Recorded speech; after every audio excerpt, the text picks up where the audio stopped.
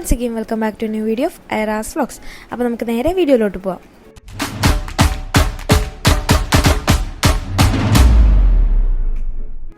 അങ്ങനെ ഞാൻ ഇന്ന് വന്നിട്ടുള്ളത് ബീഫ് റോസ്റ്റ് ഉണ്ടാക്കാനാണ് കേട്ടോ. അപ്പോൾ ഞാനിപ്പോൾ എൻ്റെ വീട്ടിലാണ്. അങ്ങനെ ഞാൻ ഇതുവരെ ബീഫ് ഉണ്ടാക്കിയിട്ടില്ല കേട്ടോ.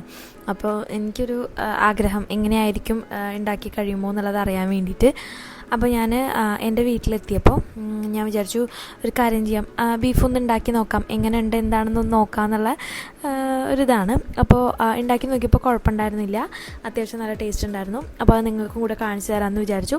ഇത് വലിയ പ്രൊഫഷണലായിട്ടുള്ള സ്റ്റെപ്സോ അല്ലെങ്കിൽ ഇൻഗ്രീഡിയൻസോ കാര്യങ്ങളൊന്നും അധികം ഇൻഗ്രീഡിയൻസോ ഒന്നും ഇല്ലാതെ ഞാൻ വീട്ടിൽ ഒരു എന്താ പറയുക ബിഗിനേഴ്സിനൊക്കെ ഉണ്ടാക്കാൻ പറ്റിയ പോലത്തെ ഒരു ബീഫ് റോസ്റ്റാണ്. അപ്പം ഞാൻ ആദ്യം ഒരു കുക്കർ എടുത്തിട്ട് അതിലേക്ക് ബീഫ് നന്നായി കഴുകിയിട്ട് ബീഫും കുറച്ച് ലിവറൊക്കെ ഉണ്ട് കേട്ടോ, അതൊക്കെ ഇട്ടിട്ടുണ്ട്. അതിന് ശേഷം മുളക് പൊടി, മഞ്ഞൾപ്പൊടി, മല്ലിപ്പൊടി, ബീഫ് മസാല, ഉപ്പ് എല്ലാം ഇട്ടിട്ട് നന്നായിട്ട് അതൊന്ന് മിക്സാക്കി എടുക്കണം കേട്ടോ. അപ്പോൾ കുറച്ച് കുരുമുളക് പൊടിയും കൂടെ ഇട്ടിട്ടുണ്ട്. അപ്പോൾ ആവശ്യത്തിന് ഉപ്പ്, പിന്നെ കുരുമുളക് പൊടി ബീഫിന് ഭയങ്കര ടേസ്റ്റാണ് കേട്ടോ റോസ്റ്റ് ചെയ്യണ സമയത്ത്. അങ്ങനെ കുരുമുളകും ഈ പറഞ്ഞ സാധനങ്ങൾ ഒന്നുകൂടി ഞാൻ പറയാം: മുളക് പൊടി, മഞ്ഞൾപ്പൊടി, മല്ലിപ്പൊടി, ബീഫ് മസാല, കുരുമുളക്, ഉപ്പ്. അതെല്ലാം ഞാൻ അളവ് പറയുന്നില്ല, നമ്മൾ എടുക്കുന്നതിനനുസരിച്ചിട്ടാണ് ഇടേണ്ടത്. അപ്പോൾ ഞാൻ അതെല്ലാം ഇട്ടിട്ട് നന്നായിട്ട് കൈ കൊണ്ട് നന്നായിട്ടൊന്ന് മിക്സാക്കി കൊടുത്തു കേട്ടോ.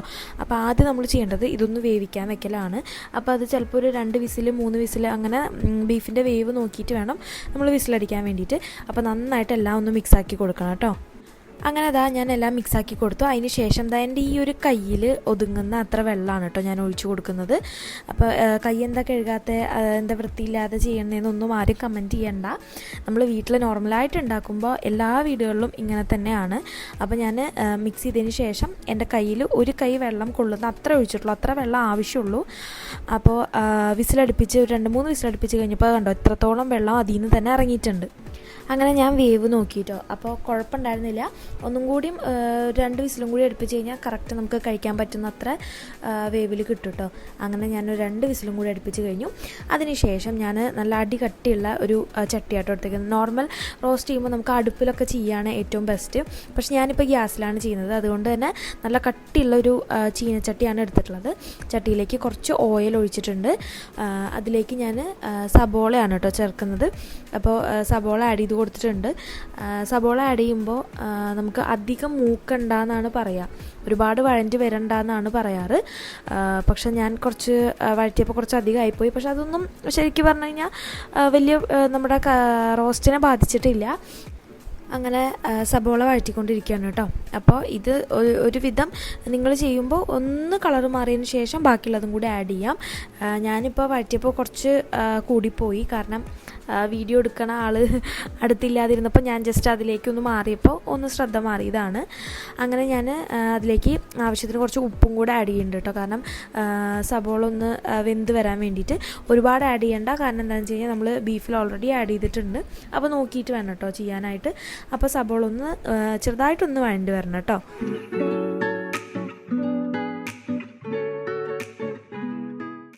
അങ്ങനെ സബോള വഴണ്ടി കഴിഞ്ഞു. അതിന് ശേഷം ഞാൻ 2-3 ഇൻഗ്രീഡിയൻസ് ഇട്ടിട്ടുണ്ടായിരുന്നു.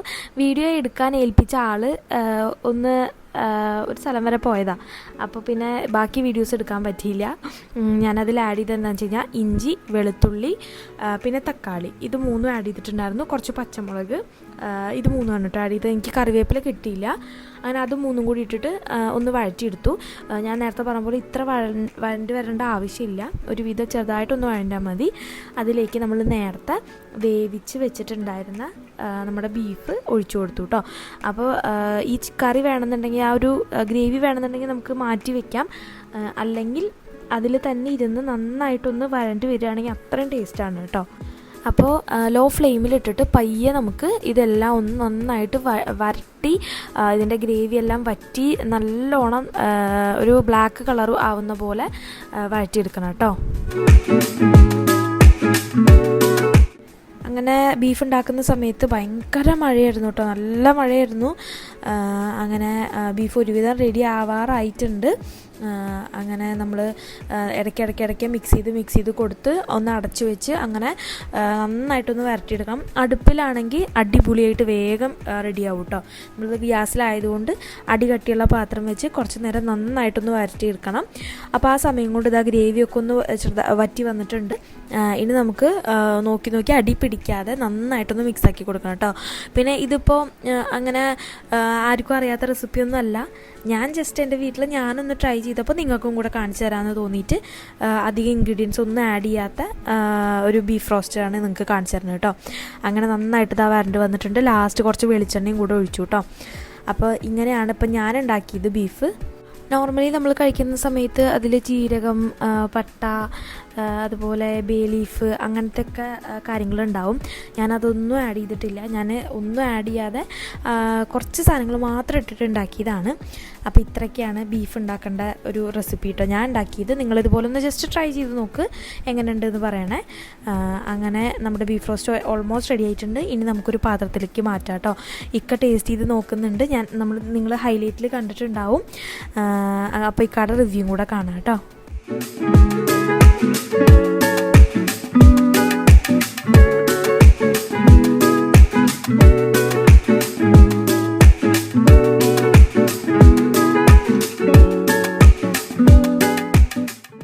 ഇത്രയുള്ള വീഡിയോ എല്ലാവർക്കും ഇഷ്ടപ്പെട്ടു എന്ന് വിചാരിക്കുന്നു. ഇഷ്ടപ്പെട്ടിട്ടുണ്ടെങ്കിൽ ഒന്ന് കമൻറ്റ് ചെയ്യുക, അതുപോലെ ലൈക്ക് ചെയ്യുക, ഷെയർ ചെയ്യുക, സബ്സ്ക്രൈബ് ചെയ്യുക. അപ്പോൾ അടുത്തൊരു നല്ല വീഡിയോ ആയിട്ട് വരുന്നവരേക്കും ബൈ.